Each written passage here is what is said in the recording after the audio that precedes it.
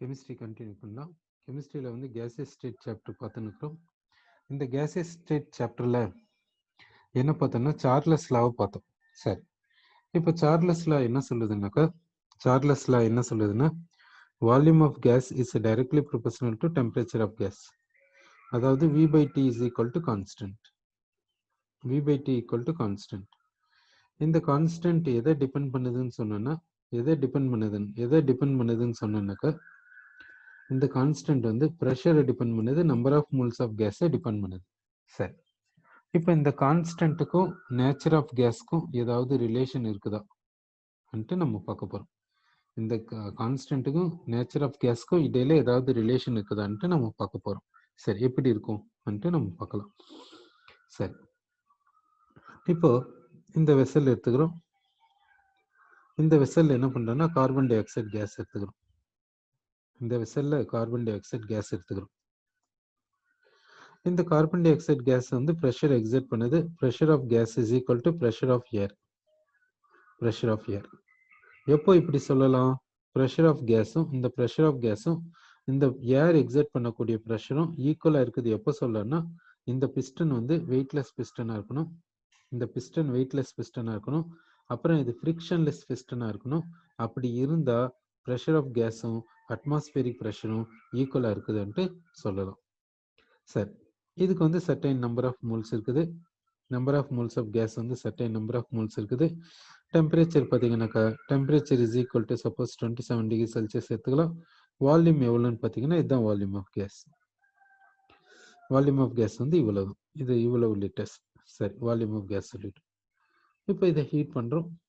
இதை ஹீட் பண்ணும்போது என்ன ஆகுதுன்னாக்கா, இதை ஹீட் பண்ணுறோம். இப்போ இதை ஹீட் பண்ணுறீங்கன்னா நம்பர் ஆஃப் மோல்ஸ் ஆஃப் கேஸில் எந்த ஒரு மாற்றமும் கிடையாது. நம்பர் ஆஃப் மோல்ஸ் ஆஃப் கேஸில் எந்த ஒரு மாற்றமும் கிடையாது, அப்படியே இருக்குது. டெம்பரேச்சர் ஆஃப் கேஸ் என்ன ஆகுதுன்னா ரைஸ் ஆகுது. டெம்பரேச்சர் ஆஃப் கேஸ் ரைஸ் ஆகுது. சப்போஸ் இந்த டெம்பரேச்சர் கொண்டு வரீங்க. இப்போ நீங்கள் டெம்பரேச்சரை ரைஸ் பண்ணுறதுனால நீங்கள் என்ன பண்ணுறீங்கன்னா, இங்கே டெம்பரேச்சர் ஆஃப் கேஸை ரைஸ் பண்ணுறீங்க, ஹீட்டை சப்ளை பண்ணுறீங்க. ஹீட்டை சப்ளை பண்ணுறதுனால இந்த கார்பன் டை ஆக்சைடு கேஸ் மாலிகுல்ஸ்க்கு கைனடிக் எனர்ஜி என்ன ஆகுதுன்னா ரைஸ் ஆகுது. கைனடிக் எனர்ஜி ரைஸ் ஆகுதுனாக்கா கொலிஷன்ஸ் வந்து அதிகமாகுது. Collisions over wall of the vessel என்ன ஆகுதுன்னா அதிகமாகுது. அதனால ப்ரெஷர் ஆஃப் த கேஸ் என்ன ஆகுதுன்னா அதிகமாகுது. அப்போ இந்த கேஸ் வந்து இந்த பிஸ்டனை பிடிச்சி மேல் நோக்கி தள்ளக்கூடிய டெண்டன்ஸ் எப்படி இருக்கும் கொஞ்சம் யோசிச்சு பாருங்க. இந்த கேஸ் வந்து பிஸ்டனை அப்போர்டை நோக்கி தள்ளும், இப்படி பிடிச்சி தள்ளும். இப்படி பிடிச்சி தள்ளும் போது பிஸ்டன் வந்து மேலே போகுது. அப்போ பிஸ்டன் மேலே போச்சுன்னா ப்ரெஷர் ஆஃப் கேஸ் என்ன ஆகும்? குறைய ஆரம்பிக்கும். அப்போ பிஸ்டன் இப்படி மேலே போயிடும். பிஸ்டன் இப்படி மேலே போயினே இருக்குது. எது வரைக்கும் பிஸ்டன் மேலே போயினே இருக்கும்னாக்கா, இங்கே ப்ரெஷர் ஆஃப் கேஸும் ப்ரெஷர் ஆஃப் ஏரும் ஈக்குவல் ஆகிற வரைக்கும் மேலே போயினே இருக்கும். இந்த ப்ரெஷர் ஆஃப் ஏரும் அட்மாஸ்பியரிக் ப்ரெஷரும் இந்த ப்ரெஷர் ஆஃப் கேஸும் ஈக்குவல் ஆகிற வரைக்கும் இந்த பிஸ்டன் வந்து மேலே போயினே இருக்கு. சரி, இப்போ இதுக்கு வால்யூம் இருக்குது. இந்த வால்யூம் எவ்வளோ சொல்லணும்னா இவ்வளோ சொல்லணும், V2 லிட்டர். வால்யூம் வந்து V2 லிட்டர் இருக்குது என்று சொல்லும். வால்யூம் வந்து இவ்வளோ இருக்குது என்று நம்ம சொல்றோம். சரி, இப்போ என்ன சொல்றோம்னாக்கா, இங்க வால்யூம் இங்க V1/T1 is equal to constant. இங்க V2/T2 is equal to constant. இப்படி இருக்குதுன்னு சொல்றோம். இங்க V1/T1 இங்க V2/T2 கான்ஸ்டன்டா இருக்குது நம்ம சொல்லுவோம். சரி, ஓகே. இப்போ எப்போ இது வந்து இது போல இருக்கும்ன்றதை நம்ம பார்க்கணும். எப்போ இது போல இருக்கும்ன்றதை நம்ம பார்க்கணும். சரி, ஓகே. இப்போ இந்த கேஸ் மாலிகுல்ஸ்க்கு இடையில பார்த்தீங்கன்னாக்கா அட்ராக்டிவ் ஃபோர்ஸஸ் இருக்கும். Gas molecule carbon dioxide gas மாலிகுல்ஸ்க்கு இடையில அட்ராக்டிவ் ஃபோர்ஸஸ் இருக்குது. இங்கேயும் கார்பன் டை ஆக்சைடு கேஸ் மாலிகுல்ஸ்க்கு இடையில அட்ராக்டிவ் ஃபோர்ஸஸ் இருக்குது. இப்போ ஒரு அசம்ஷன் எடுத்துக்கலாம், இல்லைன்னா ப்ராக்டிக்கலா எப்படி இருக்குன்னு பார்க்கலாம். இந்த கார்பன் டை ஆக்சைடு கேஸ் மாலிகுல்ஸ்க்கு இடையில அட்ராக்டிவ் ஃபோர்ஸஸ் இருக்குது. இந்த கார்பன் டை ஆக்சைடு கேஸ் மாலிகுல்ஸ்க்கு இடையிலும் அட்ராக்டிவ் ஃபோர்ஸஸ் இருக்குது. இங்க மாலிகுல்ஸ்க்கு இடையில இருக்கக்கூடிய அட்ராக்டிவ் ஃபோர்ஸஸும் இங்க மாலிகுல்ஸ்க்கு இடையில இருக்கக்கூடிய அட்ராக்டிவ் ஃபோர்ஸஸும் ஈக்குவலா இருக்குமா இல்ல அன்ஈக்குவலா இருக்குமா? எப்படி இருக்கும்னு நினைக்கிறீங்க? இங்க கார்பன் டை ஆக்சைடு கேஸ் மாலிகுல்ஸ்க்கு இடையில இருக்கக்கூடிய அட்ராக்டிவ் ஃபோர்ஸஸும் இங்க கார்பன் டை ஆக்சைடு கேஸ் மாலிகுல்ஸ்க்கு இடையில இருக்கக்கூடிய அட்ராக்டிவ் ஃபோர்ஸஸும் ஈக்குவலா இருக்குமா இல்ல அன்ஈக்குவலா இருக்குமா? எப்படி இருக்கும்னு நினைக்கிறீங்க? சரி, இப்போ இங்க டிஸ்டன்ஸ் பிட்வீன் மாலிகுல்ஸும் இங்க டிஸ்டன்ஸ் பிட்வீன் மாலிகுல்ஸும் ஈக்குவலா இருக்கும்னு நினைக்கிறீங்களா இல்ல அன்ஈக்குவலா இருக்கும்னு நினைக்கிறீங்களா? சரி, அன்ஈக்குவலா இருக்கும்னு நினைக்கிறீங்க. அப்போ இங்க அட்ராக்டிவ் ஃபோர்ஸஸும் இங்க ஃபோர்ஸஸ் ஆஃப் அட்ராக்ஷனும் இங்க ஃபோர்ஸஸ் ஆஃப் அட்ராக்ஷனும் எப்படி இருக்குன்னாக்கா அன்ஈக்குவலா இருக்கும்ன்ட்டு சொல்ல வரீங்க. சரி, ஓகே. அப்படின்னா இங்க கார்பன் டை ஆக்சைடு கேஸ் மாலிகுல்ஸ்க்கு இடையில அட்ராக்டிவ் ஃபோர்ஸஸ் இங்க கார்பன் டை ஆக்சைடு கேஸ் மாலிகுல்ஸ்க்கு இடையில இருக்கக்கூடிய அட்ராக்டிவ் ஃபோர்ஸஸ் ஈக்குவல் கிடையாது. சரி, இப்போ இந்த எந்த பாயிண்ட்டுக்கு நம்ம வந்திருக்கோம்னாக்கா இங்க அட்ராக்டிவ் ஃபோர்ஸஸ் அட்ராக்ஷன் பிட்வீன் மாலிகுல்ஸும் இங்க அட்ராக்ஷன் பிட்வீன் மாலிகுல்ஸும் ஈக்குவல் கிடையாது. எங்க அதிகமா இருக்கும் எங்க கம்மியா இருக்கும்னு நினைக்கிறீங்க? அட்ராக்டிவ் ஃபோர்ஸஸ் பிட்வீன் மாலிகுல்ஸ் எங்க அதிகமா இருக்கும் எங்க கம்மியா இருக்கும்னு நினைக்கிறீங்க? ஃபர்ஸ்ட்ல எப்படி இருக்கும் செகண்ட்ல எப்படி இருக்கும்னு நினைக்கிறீங்க? அட்ராக்டிவ் ஃபோர்ஸஸ் பிட்வீன் மாலிகுல்ஸ் எப்படி இருக்கும்னு நினைக்கிறீங்க?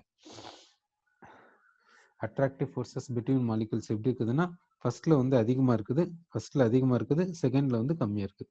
சரி, இப்போ பாத்தீங்கன்னா அப்படின்னா இங்க இந்த கேஸ்க்கு சர்டைன் வால்யூம் இருக்குது. இப்போ இந்த கேஸ்க்கு சர்டைன் வால்யூம் இருக்குது. அந்த வால்யூம் இங்க சப்ஸ்டியூட் பண்றீங்க, இந்த டெம்பரேச்சர் இங்க சப்ஸ்டியூட் பண்றீங்க, உங்களுக்கு என்ன வந்திருக்குதுன்னா ப்ரொபோர்ஷனாலிட்டி கான்ஸ்டன்ட் K வந்திருக்குது. இப்போ இந்த கேஸ் என்ன பண்றீங்கன்னா இந்த இடத்துக்கு எடுத்துன்னு போயிருக்கீங்க.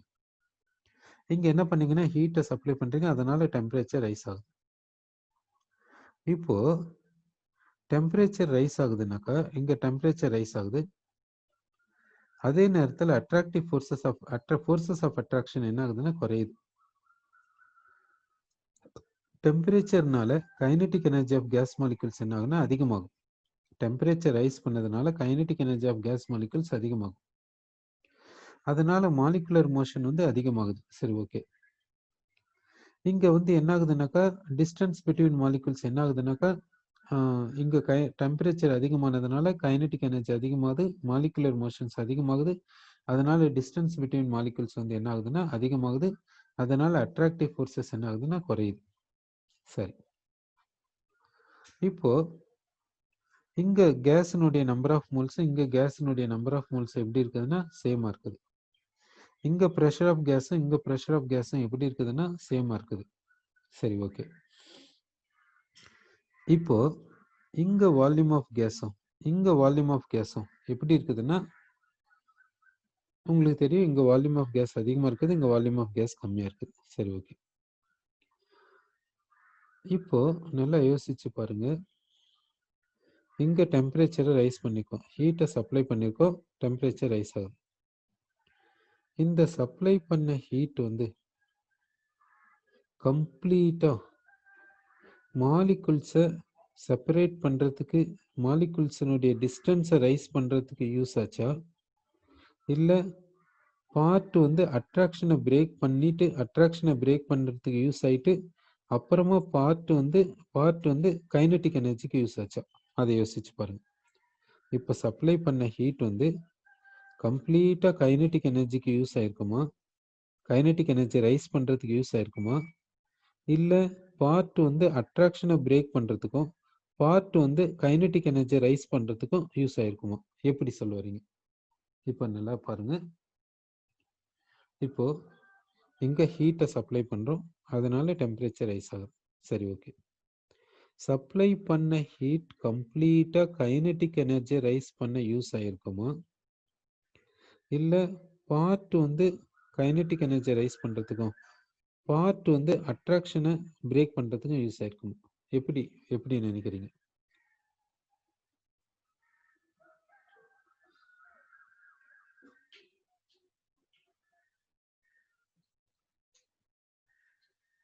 எந்த மாதிரி நினைக்கிறீங்க? இப்போ இங்க ஹீட்டை சப்ளை பண்ணிருக்கோம்.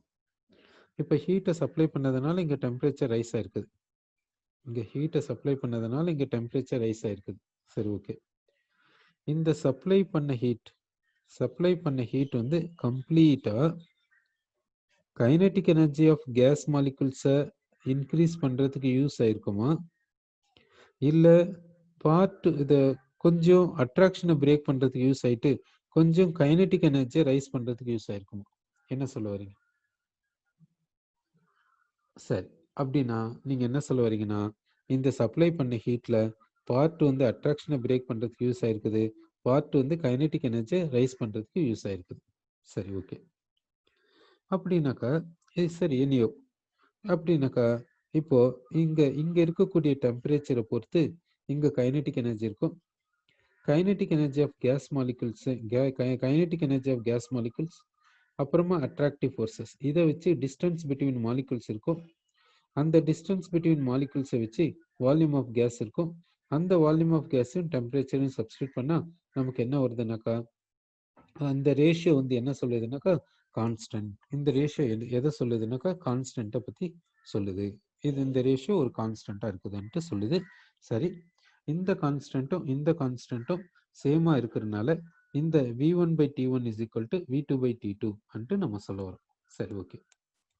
இப்போ நம்ம இன்னொரு கேஸ் எடுத்துக்கிறோம். இப்போ சப்போஸ் என்ன கேஸ் எடுத்துக்கிறோம்னாக்கா ஹீலியம் கேஸ் எடுத்துக்கலாம். இதனுடைய டெம்பரேச்சர் எவ்வளோனாக்கா 27 டிகிரி செல்சியஸ். இதனுடைய வால்யூம் வந்து இதுக்கு சர்டைன் வால்யூம் இருக்கும். டெம்பரேச்சர் கொடுத்தாச்சு, இதுக்கு சர்டைன் வால்யூம் இருக்கும். ஓகே, இங்க இப்படி இருக்குது, இது போல இருக்குதுங்க. இங்கேயும் volume by T, v/t is equal to என்னன்னு சொல்லணும்னா கான்ஸ்டன்ட் அன்ட்டு சொல்லாங்க. ஓகே, இப்போ இந்த கேஸ் மாலிகுல்ஸ்க்கு இடையில அட்ராக்டிவ் ஃபோர்ஸஸ் இருக்குது. இப்போ என்ன செய்யலாம்னாக்கா இந்த டூ கேஸஸ் எடுத்துக்கலாம். இந்த கேஸ் எடுத்துக்கலாம். இங்க கார்பன் டை ஆக்சைடு கேஸ், இங்க ஹீலியம் கேஸ். இங்க டெம்பரேச்சர் பார்த்தீங்கன்னா 27 டிகிரி செல்சியஸ், இங்கேயும் டெம்பரேச்சர் 27 டிகிரி செல்சியஸ். இதுக்கு வால்யூம் இருக்குது, இதுக்கும் வால்யூம் இருக்குது. இங்க pressure of gas equal to atmospheric pressure. அதே போல இங்கேயும் pressure of gas equal to atmospheric pressure ன்னு எடுத்துக்கோங்க. இங்கேயும் pressure of gas equal to atmospheric pressure. இது போல எடுக்கலாங்க, இது ஒன்றும் கஷ்டம் கிடையாது. இங்க pressure of gas is equal to atmospheric pressure என்ற கண்டிஷனுக்கு இதை கொண்டு வரலாம். ஏன்னா பிஸ்டனை வெயிட்லெஸ்ஸாகவும் ஃப்ரிக்ஷன்லெஸ்ஸாகவும் எடுத்துக்கினீங்கன்னா ப்ரெஷர் ஆஃப் கேஸும் அட்மாஸ்பியரிக் ஏரும் ஈக்குவலாக இருக்குன்னு சொல்ல வரலாம். அப்போனா இங்கே ப்ரெஷர் ஆஃப் கேஸும் ஈக்குவலாக இருக்குதுன்னு சொல்ல வரோம். இங்கே எவ்வளவு மோல்ஸ் எடுத்துக்கினீங்களோ அதே மோல்ஸ் இங்கேயும் எடுத்துக்கோங்க. அப்போ நல்லா கம்பேர் பண்ணி பாருங்க.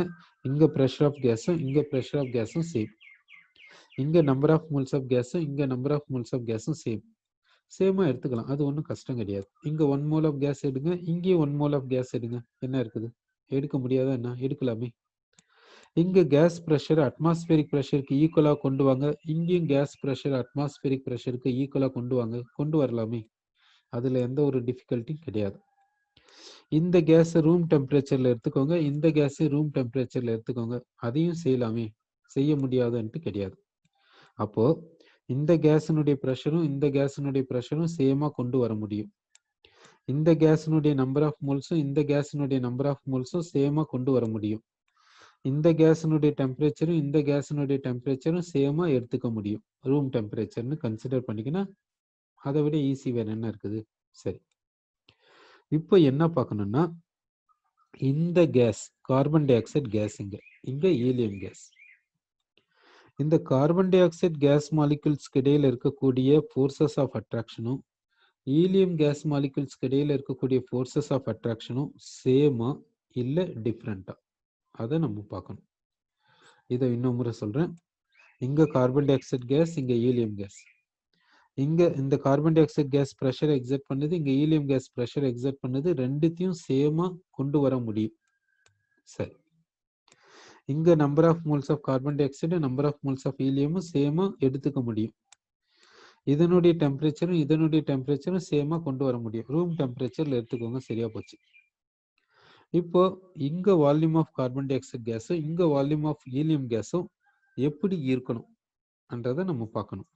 அதுக்கு இங்க கார்பன் டை ஆக்சைடு கேஸ் மாலிகுல்ஸ்க்கு இடையில இருக்கக்கூடிய அட்ராக்டிவ் ஃபோர்ஸஸையும் இங்க ஹீலியம் கேஸ் மாலிகுல்ஸ்க்கு இடையில இருக்கக்கூடிய அட்ராக்டிவ் ஃபோர்ஸஸையும் கம்பேர் பண்ணணும். கம்பேர் பண்ணா வால்யூம் ஆஃப் கேஸ் நமக்கு கிடைச்சிரும்.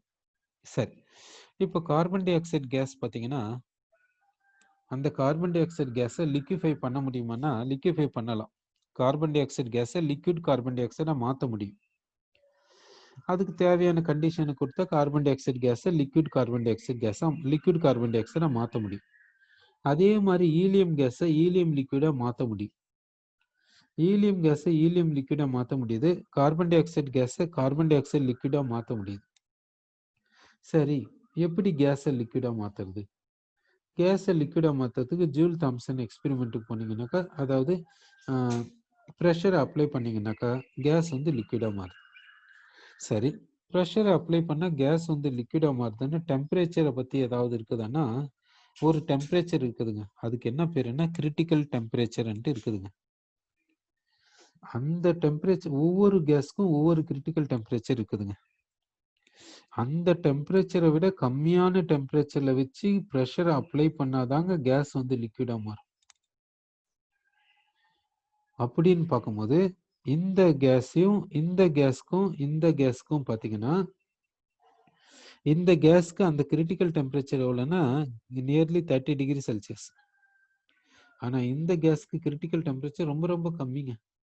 அப்படின்னு பார்க்கும்போது எதை வந்து ரொம்ப கம்மியான டெம்பரேச்சருக்கு எடுத்துன்னு போயிட்டு ப்ரெஷர் அப்ளை பண்ணா அது லிக்விடா மாறும்னு யோசிச்சு பாருங்க.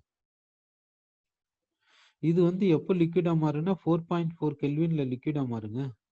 4.4 கெல்வின்க்கு எடுத்துன்னு போகணும். அப்புறமா ப்ரெஷர் அப்ளை பண்ணாதான் இது வந்து லிக்விடா மாறும். ஆனா இது அப்படி கிடையாது. லெஸ் தேன் 30 டிகிரி செல்சியஸ்க்கு எடுத்துன்னு போயிட்டு ப்ரெஷர் அப்ளை பண்ணாவே இது வந்து லிக்விடா மாறிடும். அப்படின்னா இதுல இருந்து என்ன தெரியுது? இங்க கார்பன் டை ஆக்சைடு கேஸ் மாலிகுல்ஸ்க்கு இடையில இருக்கக்கூடிய அட்ராக்டிவ் ஃபோர்ஸஸும் ஈலியம் கேஸ் மாலிகுல்ஸ்க்கு இடையில இருக்கக்கூடிய அட்ராக்டிவ் ஃபோர்ஸஸும் எப்படி இருக்குன்னு நினைக்கிறீங்க? யோசிச்சு பாருங்க. இங்க அட்ராக்டிவ் ஃபோர்ஸஸும் சேமா இருக்குதா? அப்போ சேமா இருக்குதுன்னு நினைக்கிறீங்களா, சேமா இல்லைன்னு நினைக்கிறீங்களா? யோசிச்சு பாருங்க. இங்க கார்பன் டை ஆக்சைடு கேஸ் மாலிகுல்ஸ்க்கு இடையில இருக்கக்கூடிய அட்ராக்டிவ் ஃபோர்ஸஸும் ஈலியம் கேஸ் மாலிகுல்ஸ்க்கு இடையில இருக்கக்கூடிய அட்ராக்டிவ் ஃபோர்ஸஸும் சேமா இருக்குதா இல்ல டிஃப்ரெண்டா இருக்குதா? யோசிச்சு பாருங்க. நீங்க ஒருத்தர் என்ன சொல்லியிருக்கீங்கன்னா சேம்னு சொல்ல வந்திருக்கீங்க. சரி, அப்படின்னா எந்த இதுல நீங்க சேம்னு சொல்ல வந்திருக்கீங்கன்ட்டு நம்ம பார்க்கணுங்க. இப்போ இந்த நல்லா யோசிச்சு பாருங்க. இந்த கார்பன் டை ஆக்சைடு கேஸ்க்கு கிரிட்டிக்கல் டெம்பரேச்சர் இருக்குதுங்க. இந்த கார்பன் டை ஆக்சைடு கேஸ்க்கு கிரிட்டிக்கல் டெம்பரேச்சர் இருக்குது. அந்த கிரிட்டிக்கல் டெம்பரேச்சர் எவ்வளோனாக்கா 30 degree Celsius, nearly 30 degree Celsius. இப்போ இந்த கார்பன் டை ஆக்சைடு கேஸை லிக்விடா மாத்தணும்னா என்ன செய்யணும்னா, ஃபர்ஸ்ட் இதனுடைய டெம்பரேச்சரை லெஸ் தேன் 30 டிகிரி செல்சியஸ்ல வச்சுக்கின்னு இதுக்கு மேல ப்ரெஷரை அப்ளை பண்ணீங்கன்னா தான் இது லிக்விடா மாறும், இல்லைன்னா மாறாது. நல்லா பார்த்துக்கோங்க. இதனுடைய டெம்பரேச்சரை லெஸ் தேன் 30 டிகிரி செல்சியஸ்ல கொண்டு வந்துட்டு, அதாவது ரூம் டெம்பரேச்சர்னு வச்சுக்கோங்களேன். Room temperature less than 30 degree Celsius தானே. அப்போ ப்ரெஷர் அப்ளை பண்ணீங்கன்னா, இதுக்கு மேல ஹை ப்ரெஷர் அப்ளை பண்ணீங்கன்னா இந்த கேஸ் வந்து லிக்விடா மாறும். அதே நீங்க ஈலியம் கேஸ் பார்த்தீங்கன்னா, இது எப்போ லிக்விஃபைடா மாறும்னாக்கா, நல்லா பார்த்துக்கோங்க. இது எப்போ லிக்விஃபைடா மாறும்னா 4.4 கெல்வின்ல லிக்விடா மாறுது. நல்லா பார்த்துக்கோங்க.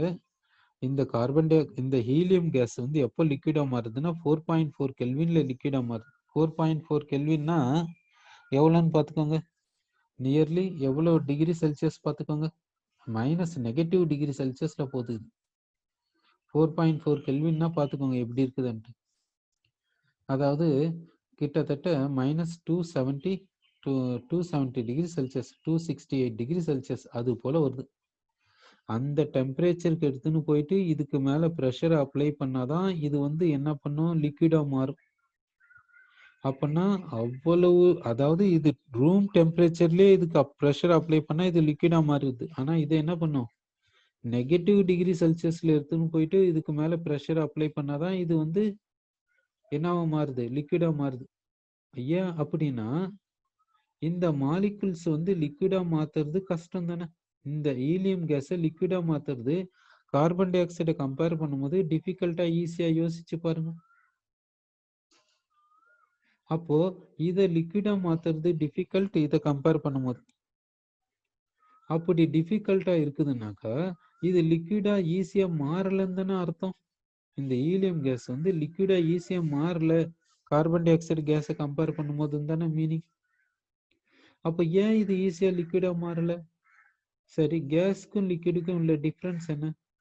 கேஸ்னா மாலிகுல்ஸ் இடையில டிஸ்டன்ஸ் அதிகம், லிக்விடுனா மாலிகுல்ஸ் இடையில டிஸ்டன்ஸ் கம்மி, அவ்வளவுதான். இதுல என்னங்க வேற டிஃபரன்ஸ் இருக்குது? கேஸ்னா மாலிகுல்ஸ் இடையில டிஸ்டன்ஸ் அதிகம், லிக்விடுனா மாலிகுல்ஸ் இடையில டிஸ்டன்ஸ் கம்மி.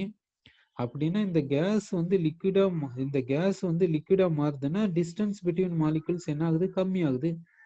அதே மாதிரி இந்த கேஸ் வந்து லிக்விடா மாறுதுன்னா இந்த டிஸ்டன்ஸ் பிட்வீன் மாலிகுல்ஸ் என்ன ஆகுது? கம்மி ஆகுது. இங்க வந்து ஈஸியா லிக்விஃபை பண்ண முடியுது, இங்க ஈஸியா லிக்விஃபை பண்ண முடியல. அப்படின்னா இங்க மாலிகுல்ஸ் ஈஸியா கிட்ட வருது, இங்க மாலிகுல்ஸ் ஈஸியா கிட்ட வரல. அப்படின்னா இங்க மாலிகுல்ஸ் ஈஸியா கிட்ட வருதுன்னா, கிட்ட வந்து லிக்விடா மாறுதுன்னா, இங்க மாலிகுல்ஸ் இடையில அட்ராக்டிவ் ஃபோர்ஸஸ் எப்படி இருக்கும் யோசிச்சு பாருங்க. இங்க மாலிகுல்ஸ் ஈஸியா கிட்ட வரல, அதனால லிக்விஃபை பண்றது கஷ்டமா இருக்குது. அப்போ இங்க மாலிகுல்ஸ் இடையில அட்ராக்டிவ் ஃபோர்ஸஸ் எப்படி இருக்கும் யோசிச்சு பாருங்க. இப்ப சொல்லுங்க, ஹீலியம் கேஸ் மாலிகுல்ஸ் இடையில இருக்கக்கூடிய அட்ராக்டிவ் ஃபோர்ஸஸும் இந்த carbon dioxide gas molecules இடையில இருக்கக்கூடிய அட்ராக்டிவ் ஃபோர்ஸஸும் சேமா இருக்குதா, டிஃபரெண்டா இருக்குதா? என்ன சொல்றீங்க? என்ன நினைக்கிறீங்க? எப்படி இருக்குன்னு நினைக்கிறீங்க?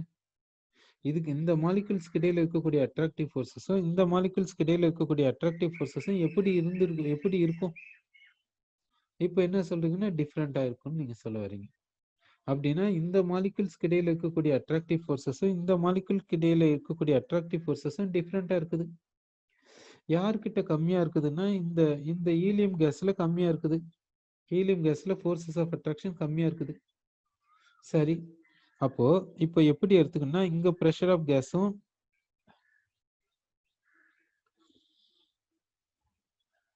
இங்க பிரஷர் ஆஃப் கேஸும் சேம்னு எடுத்துக்கணும். இங்க number of moles of gas இங்க நம்பர் ஆஃப் மோல்ஸ் ஆஃப் கேஸும் சேம்னு எடுத்துக்கணும். இங்க டெம்பரேச்சர் ஆஃப் கேஸும் இங்க டெம்பரேச்சர் ஆஃப் கேஸும் சேம்னு எடுத்துக்கணும். ஆனா இங்க அட்ராக்டிவ் ஃபோர்ஸஸ் அதிகமா இருக்குது, இங்க அட்ராக்டிவ் ஃபோர்ஸஸ் கம்மியா இருக்கு. இதுதான் பிராக்டிக்கல். அப்போ இங்க அட்ராக்டிவ் ஃபோர்ஸஸ் அதிகமா இருக்குதுன்னா மாலிகுல்ஸ் கிட்ட இருக்குதுன்னு அர்த்தம், இங்க அட்ராக்டிவ் ஃபோர்ஸஸ் கம்மியா இருக்குதுன்னா மாலிகுல்ஸ் தூரமா இருக்குதுன்னு அர்த்தம். அப்ப இங்க மாலிகுல்ஸ் கிட்ட கிட்ட இருக்குது, இங்க மாலிகுல்ஸ் தூரமா இருக்குது. அப்போ இங்க வால்யூம் ஆஃப் கேஸும் இங்க வால்யூம் ஆஃப் கேஸும் எப்படி இருக்கும் யோசிச்சு பாருங்க. இங்க வால்யூம் ஆஃப் கேஸும் இங்க வால்யூம் ஆஃப் கேஸும் எப்படி இருக்குன்னு யோசிச்சு பாருங்க. டிஃப்ரெண்டா இருக்கும்னு நினைக்கிறீங்களா இல்ல சேமா இருக்கும்னு நினைக்கிறீங்களா? யோசிச்சு பாருங்க. அதாவது எப்படி எடுத்துக்கினீங்கன்னாக்கா ஒரு கேஸ்னா அது அது அதனுடைய மெஷரபிள் டேர்ம்ஸ் என்ன? ஒரு கேஸ்னா அதுக்கு என்னென்ன இருக்கும்? அது ப்ரெஷரை எக்ஸர்ட் பண்ணும், அதுக்குன்னு கைனெட்டிக் எனர்ஜி இருக்கும், அதனால அதுக்குன்னு டெம்பரேச்சர் இருக்கும், அது சர்டைன் வால்யூம் இருக்கும், அதுக்கு அந்த கேஸ்க்கு சர்டைன் வால்யூம் இருக்கும். அப்புறம் நம்பர் ஆஃப் மோல்ஸ் ஆஃப் கேஸ்ன்றது நம்ம எடுத்துக்கிறது தானே. இங்க 1 மோல் ஆஃப் கேஸ் எடுத்துக்கோங்க, இங்கே 1 மோல் ஆஃப் கேஸ் எடுத்துக்கோங்க, அது நம்ம தானே செய்யறோம். சரி, அதாவது அப்படின்னா நம்பர் ஆஃப் மோல்ஸ் ஆஃப் கேஸை சேம்னு கொண்டு வர முடியும். இதனுடைய நம்பர் ஆஃப் மோல்ஸும் இதனுடைய நம்பர் ஆஃப் மோல்ஸும் சேமா எடுத்துக்க முடியும். இதனுடைய டெம்பரேச்சரும் சேமா எடுக்க முடியும். இதனுடைய ப்ரெஷரையும் சேமா எடுக்க முடியும். இப்போ இதனுடைய வால்யூமும் எப்படி இருக்குன்னு நம்ம பார்க்கணும். நல்லா யோசிச்சு பாருங்க. வால்யூம் எதை பொறுத்து இருக்குது? வால்யூம் ஆஃப் கேஸ் எதை பொறுத்து இருக்குதுன்னு கொஞ்சம் யோசிச்சு பாருங்க. இங்க மாலிகுல்ஸ் இடையில அட்ராக்ஷன் அதிகமா இருக்குது, இங்க மாலிகுல்ஸ் இடையில அட்ராக்ஷன் கம்மியா இருக்குது. அப்படின்னா இங்க மாலிகுல்ஸ் கிட்ட கிட்ட இருக்குது, இங்க மாலிகுல்ஸ் தூரமா இருக்குது. அப்போ இங்க கேஸினுடைய வால்யூம் எப்படி இருக்கும், இங்க கேஸினுடைய வால்யூம் எப்படி இருக்கும் யோசிச்சு பாருங்க. கேஸினுடைய வால்யூம் எப்படி இருக்கணும் என்றது யோசிச்சு பாருங்க. சேமா இருக்கும்னு நினைக்கிறீங்களா இல்ல டிஃப்ரெண்டா இருக்கும்னு நினைக்கிறீங்களா? எப்படி இருக்கும்னு நினைக்கிறீங்க? கேஸினுடைய வால்யூம் எப்படி இருக்கணும் இந்த மாதிரி கண்டிஷன்ல? கேஸினுடைய வால்யூம் எப்படி இருக்குன்னு நினைக்கிறீங்க? இப்போ volume of carbon dioxide கேஸும் வால்யூம் ஆஃப் ஹீலியம் கேஸும் சேமா இருக்கணுமா, டிஃப்ரெண்டா இருக்கணுமா? ப்ராக்டிக்கலா எப்படி இருக்கணும்? சேமா இருக்குமா இல்ல டிஃப்ரெண்டா இருக்குமா?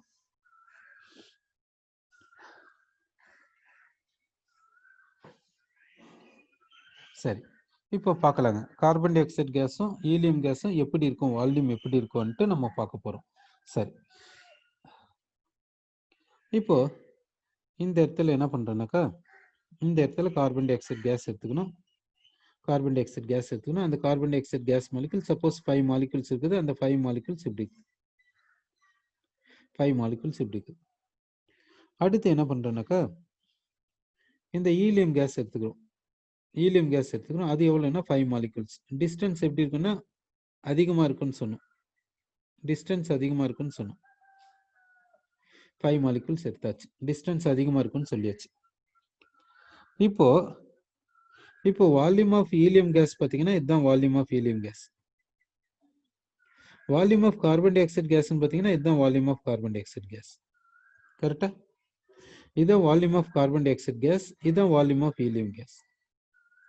ஏன்னா மாலிகுல்ஸ்க்கு இடையில இருக்கக்கூடிய டிஸ்டன்ஸை வச்சுதான் நம்ம சொல்லுவோம்.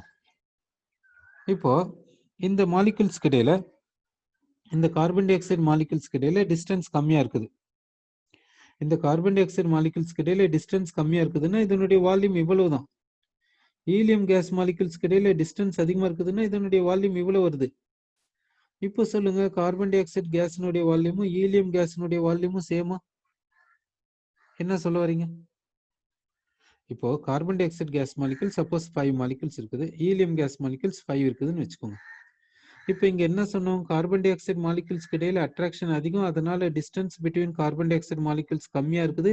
கம்மியா இருக்குதுன்னா கம்மியான டிஸ்டன்ஸை கொடுத்துருக்கோம். இது போல ஹீலியம் கேஸ் மாலிகுல்ஸ்க்கு இடையில அட்ராக்ஷன் கம்மியா இருக்குது, அது அப்படின்னா டிஸ்டன்ஸ் பிட்வீன் மாலிகுல்ஸ் அதிகமா இருக்குது. ஸோ அது போல டிஸ்டன்ஸ் வந்து அதிகமாக கொடுத்துருக்கோம். டிஸ்டன்ஸ் அதிகமாக கொடுத்துருக்கோம் அப்படின்னா இது வந்து ஹீலியம் கேஸினுடைய வால்யூம், இது வந்து கார்பன் டை ஆக்சைடு கேஸினுடைய வால்யூம். அப்படின்னா இந்த கார்பன் டை ஆக்சைடு கேஸ்க்கு வால்யூமும் ஹீலியம் கேஸ்க்கு வால்யூமும் டிஃப்ரெண்டா இருக்குது நமக்கு தெரிஞ்சு போச்சு. இப்போ சொல்லுங்க, இந்த வால்யூம் ஆஃப் கேஸ் இங்க சப்ஸ்டிட்யூட் பண்ணுங்க, டெம்பரேச்சர் ஆஃப் கேஸை சப்ஸ்டிட்யூட் பண்ணுங்க. இங்க வால்யூம் ஆஃப் கேஸ் சப்ஸ்டிட்யூட் பண்ணுங்க, டெம்பரேச்சர் ஆஃப் கேஸை சப்ஸ்டிட்யூட் பண்ணுங்க. இங்க temperature of gas 27 degree Celsius, இங்க temperature of gas 27 degree Celsius. இங்க வால்யூம் ஆஃப் கேஸ் வந்து உங்களுக்கு தெரியும், இங்க கம்மியா இருக்குதுன்னு சொல்லிக்கோ, இங்க வால்யூம் ஆஃப் கேஸ் அதிகமா இருக்குன்னு சொல்லிக்கோ. இப்போ சொல்லுங்க, இங்க கான்ஸ்டன்ட்டும் இங்க கான்ஸ்டன்ட்டும் சேமா? இங்க v/t equal to constant, இங்கேயும் v/t equal to constant. இந்த கான்ஸ்டன்ட்னுடைய மேக்னிடியூடும் இந்த கான்ஸ்டன்ட்னுடைய மேக்னிடியூடும் சேமா இருக்கும்னு நினைக்கிறீங்களா இல்ல டிஃப்ரெண்டா இருக்கும்னு நினைக்கிறீங்களா? எப்படி இருக்கும்னு நினைக்கிறீங்க? எப்படி இருக்கும்னு நினைக்கிறீங்க? பிராக்டிக்கலா எப்படி இருக்கும்? பிராக்டிக்கலா எப்படி இருக்கணும்? இங்க கான்ஸ்டன்ட்னுடைய மேக்னிடியூடும் இந்த கான்ஸ்டன்ட்னுடைய மேக்னிடியூட், இந்த கார்பன் டை ஆக்சைடு மூலியமா வந்த இந்த கான்ஸ்டன்ட் கே, இந்த ஹீலியம் மூலியமா வந்த இந்த கான்ஸ்டன்ட் கே எப்படி இருக்கும்னு நினைக்கிறீங்க? சரி, நீங்க என்ன சொல்ல வரீங்கன்னா சேம்னு சொல்ல வரீங்க. ஒருத்தர் சேம்னு சொல்லியிருக்கீங்க.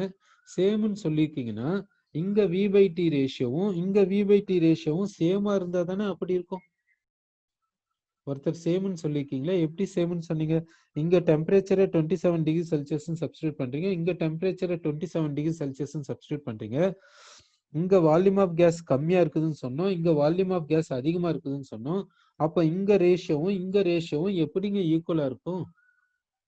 எப்படிங்க நீங்க சேம்னு சொன்னீங்க? யோசிச்சு பாருங்க.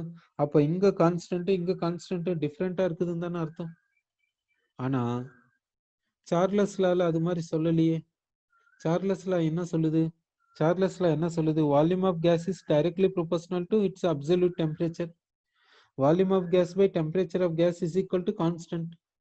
இந்த கான்ஸ்டன்ட் எதை பொறுத்து இருக்குதுன்னா பிரஷரையும் நம்பர் ஆஃப் மோல்ஸையும் பொறுத்து இருக்குது. அப்படின்னா இந்த சார்லஸ் லா எதை பத்தி சொல்லுது? இந்த சார்லஸ் லா எப்படி கன்சிடர் பண்ணுதுன்னாக்கா attractive forces among all the gas molecules, attractive forces among all the gas molecules ஈக்குவல்னு கன்சிடர் பண்ணுதா இல்ல அன்ஈக்குவல்னு கன்சிடர் பண்ணுதா? எப்படி கன்சிடர் பண்ணி இருந்தால் இந்த கான்ஸ்டன்ட் பிரஷர் ஆஃப் கேஸையும் நம்பர் ஆஃப் மோல்ஸ் ஆஃப் கேஸையும் டிபெண்ட் பண்ணுது, நேச்சர் ஆஃப் கேஸை டிபெண்ட் பண்ணுதுன்னு சொல்லவே இல்லை. எப்படி கன்சிடர் பண்ணிக்கணும் யோசிச்சு பாருங்க. அதாவது அப்போ அப்படின்னாக்கா இந்த சார்லஸ் லா வந்து இந்த Charles law attractive forces of gas மாலிகுல்ஸை கன்சிடர் பண்ணுதா இல்ல கன்சிடர் பண்ணலையா? அட்ராக்டிவ் ஃபோர்ஸஸ் ஆஃப் கேஸ் மாலிகுல்ஸை கன்சிடர் பண்ணுதா இல்ல கன்சிடர் பண்ணலையா? எப்படி பண்ணுதுன்னு யோசிச்சு பாருங்க. அப்படின்னாக்கா இந்த சார்லஸ் லா பிரகாரம் volume of gas is directly proportional to temperature, v/t is equal to constant, k depends on pressure and number of moles, k depends on nature of gas சொல்லல. K depends on nature of gas சொல்லல. அப்படி சொல்லலைன்னாக்கா இந்த சார்லஸ்ல இந்த attractive ஃபோர்ஸஸ consider பண்ணுதா இல்ல பண்ணலையா? என்ன பார்த்தா இந்த சார்லஸ்ல இந்த அட்ராக்டிவ் ஃபோர்ஸஸ கன்சிடர் பண்ணல. அப்போ இந்த சார்லஸ்ல அப்ளை ஆகணும்னா இந்த அட்ராக்டிவ் ஃபோர்ஸஸ கன்சிடர் பண்ணக்கூடாது. அட்ராக்டிவ் ஃபோர்ஸஸ கன்சிடர் பண்ணக்கூடாதுன்னா அப்ப என்னன்னு நினைச்சுக்கணும்? அட்ராக்டிவ் ஃபோர்ஸஸ் இல்லைன்னு நினைச்சுக்கணும். சரி, அட்ராக்டிவ் ஃபோர்ஸஸே இல்ல அன்ட்டு எப்போ நினைக்கலாம்னாக்கா, பொதுவா அட்ராக்டிவ் ஃபோர்ஸஸே இல்லைன்னு எப்போ நினைக்கலாம்? அட்ராக்டிவ் ஃபோர்ஸஸே இல்ல, இங்கேயும் அட்ராக்டிவ் ஃபோர்ஸஸ் இல்ல, கேஸ் மாலிகுல்ஸ்க்கு இடையில அட்ராக்டிவ் ஃபோர்ஸஸ் இல்ல, இங்கேயும் கேஸ் மாலிகுல்ஸ்க்கு இடையில அட்ராக்டிவ் ஃபோர்ஸஸே இல்ல, எப்போ நினைக்கலாம்? அப்படின்னாக்கா எப்போ நினைக்கலனாக்கா கேஸ் மாலிகுல்ஸ்க்கு இடையில அட்ராக்டிவ் ஃபோர்ஸஸே இல்ல அன்ட்டு எப்போ நினைக்கலாம்? எப்போ நினைக்கலனாக்கா, அதாவது ஒரு அசம்ஷன் நம்ம எடுத்துக்கணும். கேஸ் மாலிகுல்ஸ்க்கு இடையில இன்ட்ராக்ஷனே கிடையாது, கேஸ் மாலிகுல்ஸ்க்கு இடையில அட்ராக்ஷனே கிடையாது, கேஸ் மாலிகுல்ஸ்க்கு இடையில ரிப்பல்ஷனே கிடையாது. அது போல ஒரு அசம்ஷனை எடுத்துக்கினீங்கன்னா இந்த சார்லஸ் லாவை கொண்டு வரலாம். சார்லஸ் லா பிரகாரம் இங்க கான்ஸ்டன்ட் ஈக்குவல். அதாவது எந்த ஒரு அசம்ஷனுக்கு நம்ம வரோம்னாக்கா கேஸ் மாலிகுல்ஸ்க்கு இடையில எந்த ஒரு இன்ட்ராக்ஷனுமே கிடையாது, எந்த ஒரு அட்ராக்ஷனுமே கிடையாது, எந்த ஒரு ரிப்பல்ஷனுமே கிடையாது. அதாவது கேஸ் மாலிகுல்ஸ்க்கு இடையில இன்ட்ராக்ஷனே பேசக்கூடாதுங்க, இன்ட்ராக்ஷனே கிடையாதுங்க அப்படின்னு அசம்ஷனை வச்சுக்கலாங்க. அப்படின்னு ஒரு அசம்ஷனை கொண்டு வந்துட்டீங்கன்னா அந்த அசம்ஷனுக்கு வந்துடலாம். சரி, இப்போ நம்ம எந்த அசம்ஷன் பண்ணிட்டோம்னா கேஸ் மாலிகுல்ஸ்க்கு இடையில அட்ராக்ஷன் கிடையாது. ஓகே, இப்போ கேஸ் மாலிகுல்ஸ்க்கு இடையில அட்ராக்ஷன் கிடையாதுங்க. ஓகே, கேஸ் மாலிகுல்ஸ்க்கு இடையில அட்ராக்ஷன் கிடையாது. இப்போ சொல்லுங்க, கேஸ் மாலிகுல்ஸ்க்கு இடையில அட்ராக்ஷன் கிடையாது என்ற ஒரு அசம்ஷனுக்கு வந்தாச்சு. இப்போ நம்ம பார்க்கலாங்க. இங்க பிரஷர் ஆஃப் கேஸும் இப்போ என்ன சொன்னோம்னாக்கா இங்க பிரஷர் ஆஃப் கேஸும் ஈக்குவலா கொண்டு வர முடியும். இங்க நம்பர் ஆஃப் மோல்ஸ் ஆஃப் கேஸும் ஈக்குவலா கொண்டு வர முடியும். இங்க டெம்பரேச்சர் ஆஃப் கேஸும் ஈக்குவலா கொண்டு வர முடியும். அட்ராக்ஷன் கிடையாதுன்ட்டு நம்ம அசம்ஷனுக்கு வந்தாச்சு. ரிப்பல்ஷனும் கிடையாது என்ற அசம்ஷனுக்கு வந்தாச்சு. கேஸ் மாலிகுல்ஸ்க்கு இடையில இன்ட்ராக்ஷனே இல்லை என்ற அசம்ஷனுக்கு வந்தாச்சு. அப்போ இங்க வால்யூம் ஆஃப் கேஸும் எப்படி இருக்கும்? சேமா தானே இருக்கணும். அப்போ இங்க V/T ரேஷியோவும் எப்படி இருக்கணும்? சேமா தானே இருக்கணும். அப்போ இந்த கான்ஸ்டன்ட் எப்படி இருக்கும்? சேமா தானே இருக்கும். அப்போ சார்லஸ் லா அப்ளை ஆயிடுச்சா? அப்போ சார்லஸ் லாவை அப்ளை பண்ணணும்னா நம்ம என்ன செய்யணும்? இன்ட்ராக்ஷன் இல்லைன்னு அர்த்தம்.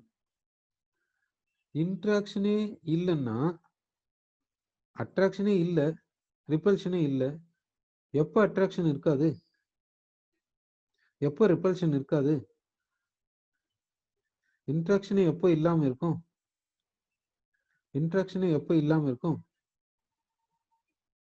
இல்லைன்னா இன்ட்ராக்ஷனே எப்போ இல்லாம இருக்கும்? கொஞ்சம் யோசிச்சு பாருங்க. அதாவது இன்ட்ராக்ஷனே இல்லாம இருக்குன்னாக்கா எக்ஸிஸ்டே ஆகாது. இன்ட்ராக்ஷனே இல்லாம இருக்கணும்னா எதுவுமே எக்ஸிஸ்ட் ஆகாது, அப்படிதானே அர்த்தம்?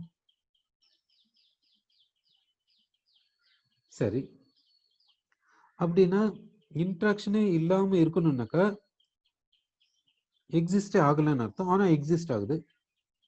அப்ப இன்ட்ராக்ஷனை பேசணும்னா எப்படி பேசணும்? ஒருவேளை இன்ட்ராக்ஷன் நெக்லிஜிபிளா இருக்கலாம்ல. அப்போ இன்ட்ராக்ஷன் நெக்லிஜிபிளா இருக்கணும், அந்த மாதிரி ஒரு சிச்சுவேஷனுக்கு வரும். அப்படின்னா இன்ட்ராக்ஷன் நெக்லிஜிபிளா இருக்கும். யாருக்கு இன்ட்ராக்ஷன் நெக்லிஜிபிளா இருக்கும்? பொதுவா அட்மாஸ்பியரிக் ஏருக்கு வந்து இன்ட்ராக்ஷன் நெக்லிஜிபிளா இருக்கும். அட்மாஸ்பியரிக் ஏர் மாலிகுல்ஸ்க்கு இடையில இன்ட்ராக்ஷன் நெக்லிஜிபிளா இருக்குது. அப்படின்னா சார்லஸ் என்றவர் எதை கன்சிடர் பண்ணிக்கின்னு இந்த லாவை சொல்லியிருப்பாரு? அட்மாஸ்பியரிக் ஏரை கன்சிடர் பண்ணிக்கின்னு இந்த லாவை சொல்லியிருப்பாரு. அப்ப அட்மாஸ்பியரிக் ஏரை வச்சு இந்த ஸ்டடிஸ் அவர் பார்த்திருக்காரு. இந்த ஸ்டடிஸ் அவர் எப்படி பார்த்திருக்காருன்னா அட்மாஸ்பியரிக் ஏரை வச்சு பார்த்திருக்கிறாரு.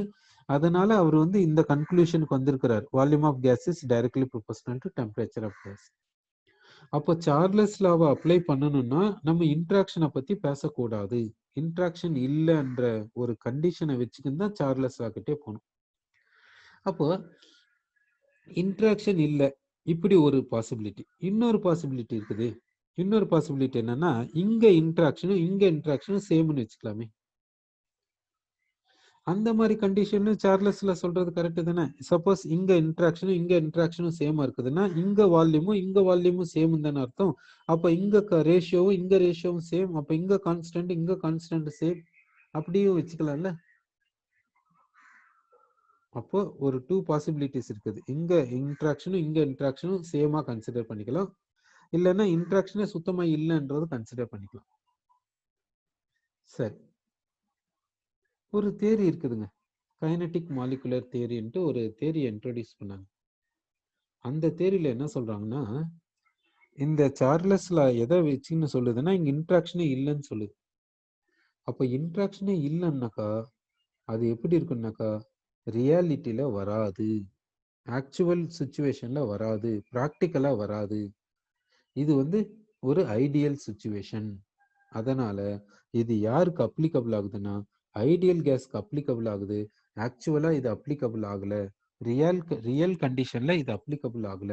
ப்ராக்டிக்கலா எக்ஸிஸ்ட் ஆகக்கூடிய கேஸஸ்க்கு இது அப்ளிகபிள் ஆகல அன்ட்டு இந்த கேஸ் இந்த ஃபார்முலா யாருக்கு அப்ளை ஆகுதோ அந்த கேஸ் ஐடியல் கேஸ் அன்ட்டும், யாருக்கு அப்ளை ஆகலையோ அந்த கேஸ் ரியல் கேஸ் அன்ட்டும் சொல்றாங்க. அப்படின்னா இந்த கேஸ் லாஸ்னா ஒன்னு பார்த்தோம் பாயில்ஸ் லா. இப்போ இங்க பார்த்து நிற்கிறது என்னன்னா சார்லஸ் லா. இந்த கேஸ்ல எதுக்கு அப்ளை ஆகுதுன்னா ஐடியல் கேஸ்க்கு அப்ளை ஆகுது. அப்போ ஐடியல் கேஸ்க்கு அப்ளை ஆகுதுன்னாக்கா interaction among the gas molecules, அதாவது அட்ராக்ஷன் அமாங் த கேஸ் மாலிகுல்ஸை பத்தியே பேசக்கூடாது.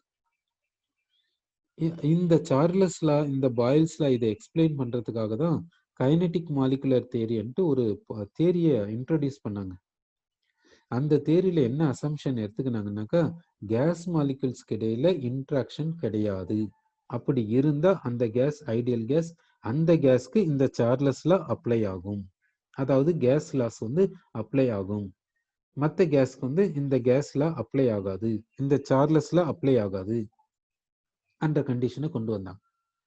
சரி, இப்போ இந்த சார்லஸ் லா எந்த ஒரு கண்டிஷன்லயுமே அப்ளை ஆகாதா, இல்லை ஏதாவது ஒரு பர்டிகுலர் கண்டிஷன்ல அப்ளை ஆகுமான்னு பார்த்தீங்கன்னாக்கா நீங்க சொல்ற மாதிரி டெம்பரேச்சர் அதிகமாகவும் ப்ரெஷர் கம்மியாகவும் கொண்டு வந்தீங்கன்னாக்கா இது அப்ளை ஆகும். அதாவது ஒரு குறிப்பிட்ட கண்டிஷன்ல இந்த லா அப்ளை ஆகுது. அது ஒவ்வொரு கேஸ்க்கும் ஒரு மாதிரி இருக்கும், ஒவ்வொரு கேஸ்க்கும் ஒரு மாதிரி வரும்.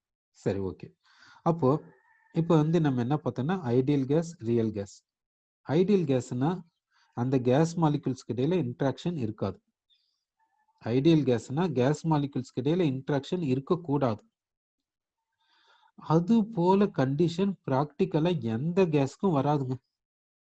அப்போ நேச்சுரலா எக்ஸிஸ்ட் ஆகக்கூடிய எல்லா கேஸுமே என்ன ஐடியல் கேஸ் கிடையாது, எல்லாமே ரியல் கேஸ். பிராக்டிக்கலா எக்ஸிஸ்ட் ஆகக்கூடிய எல்லா கேஸுமே என்னது ரியல் கேஸ்.